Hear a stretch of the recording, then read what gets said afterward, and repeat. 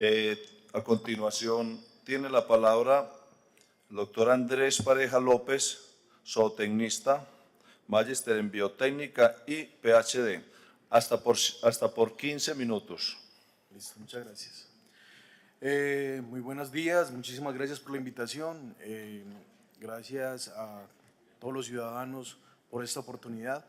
Quise titular esta presentación El viaje de la partícula. Es una de las más famosas dentro de los contaminantes, porque pues realmente es un viaje de esa partícula la que nos preocupa y cómo empieza a afectar nuestra salud.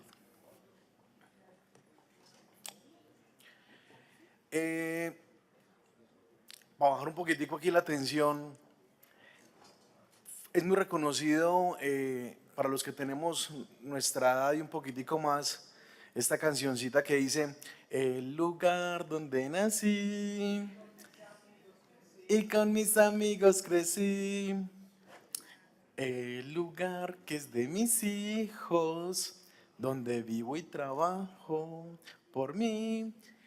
Bueno, en fin, no soy muy buen cantante, pero pues a lo que quería llegar es que nos sentimos muy orgullosos de nuestro Medellín, nos sentimos muy orgullosos de ser paisa, sacamos pecho cuando nos muestran el metro, el edificio Coltejer, la Feria de las Flores, y eso pues es muy importante porque nosotros como comunidad tenemos que sacar, pues disfrutar de lo bueno, pero también sacar adelante lo malo. Y nos entristece bastante cuando hablamos del tema de la contaminación del aire. ¿Por qué? Porque queremos a Medellín y porque ya nos estamos acostumbrando a que vemos a Medellín con el aire limpio, donde podemos ver el otro lado de la ladera, el otro lado de nuestro valle, pero cuando ya no lo podemos ver es porque ya nos está asustando, ¿cierto? Ya realmente hay un problema. Si hay algo ahí entre las laderas que no nos deja ver, es porque algo está ahí y esa es la contaminación. Yo creo que si algo tenemos que abonarle al área metropolitana y a las autoridades regionales es que nos tienen bien informados, ¿cierto? Sabemos cuál es ese problema y han tenido un papel importante en mostrarnos cuál es ese problema. Para recordar y simplemente, esos son los principales contaminantes, ¿cierto? El material particulado, ozono, monóxido, dióxido de azufre, óxido de nitrógeno, compuestos orgánicos volátiles, y por aquí tenemos algunos de los culpables, ¿cierto? Que eso es lo que siempre estamos buscando. ¿A quién le vamos a echar la culpa? Y sí, sabemos que entre las fuentes fijas y las fuentes móviles está la gran proporción de ese problema, o sea, de la gran cantidad de contaminantes que se están liberando dentro del valle. Además, pues, de nuestra geografía y nuestras condiciones ambientales que hacen que este problema sea un poco más grave dentro de nuestra región.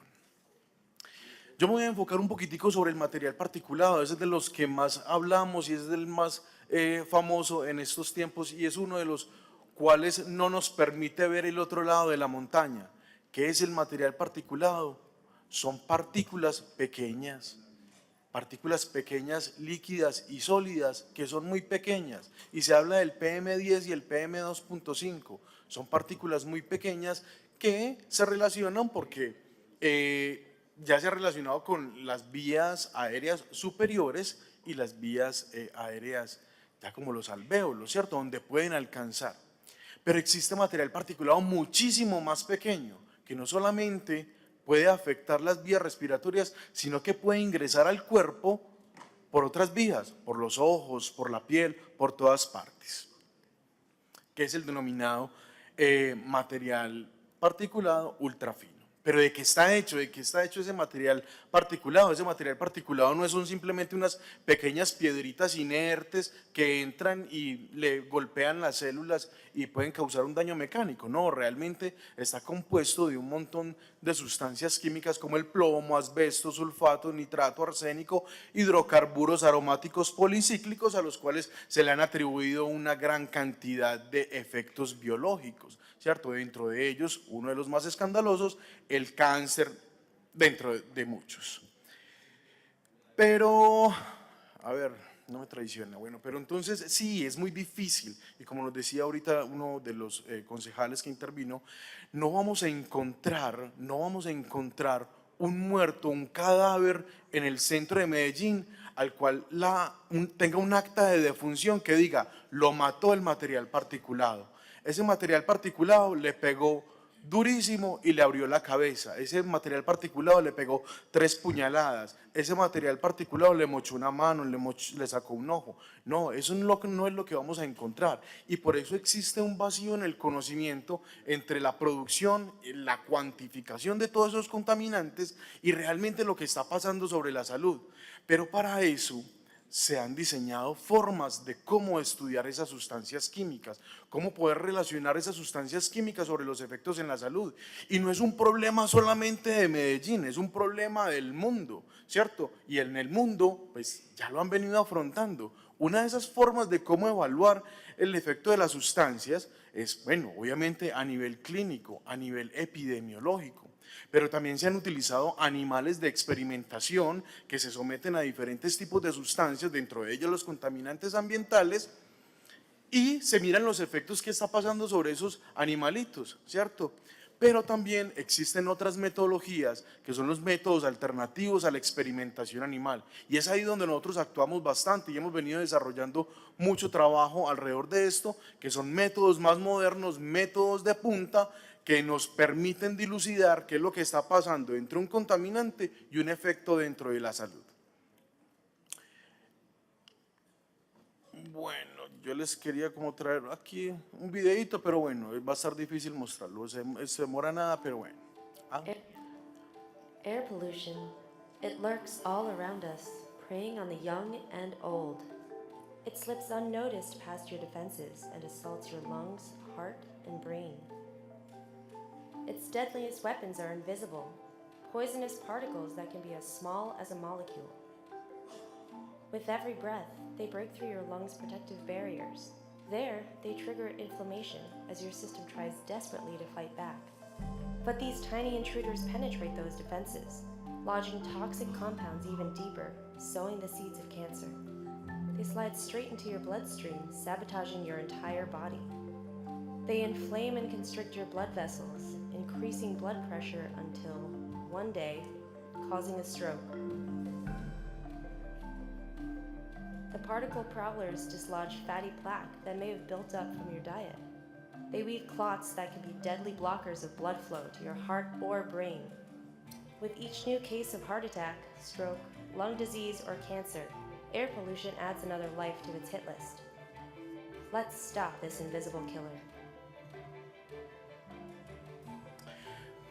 Es un pequeño video que nos lo regala la Organización Mundial de la Salud, porque es que sí, eso no es un problema solamente de Medellín, es un problema del mundo y que la Organización Mundial de la Salud la tiene clara.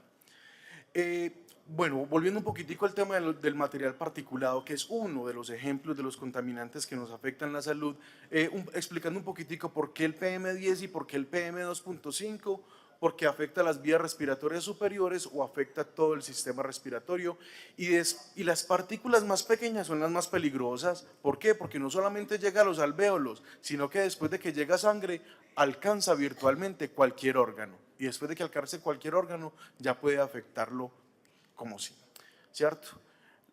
Principalmente se han pensado pues, en el accidente cerebrovascular, las muertes por enfermedades al corazón, las enfermedades a nivel de la vía respiratoria, han sido las que más se han reportado. Sin embargo, no son las únicas.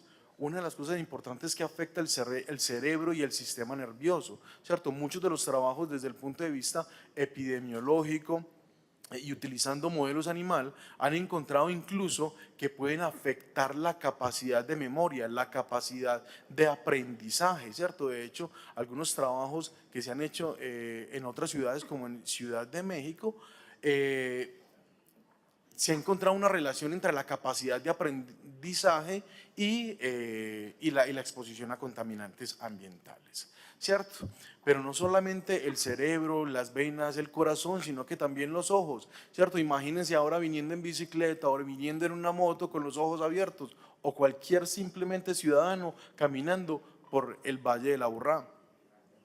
Ese material particulado está relacionado con enfermedades de la superficie ocular, síndrome de ojos secos, la conjuntivitis, blefartitis, enfermedades de la retina, cataratas e incluso retinoblastoma, ¿cierto? Ha sido difícil de relacionarlo, pero ya los estudios nos han llevado a encontrar una relación y sí, la contaminación aporta en una gran medida a la que se presenten este tipo de enfermedades.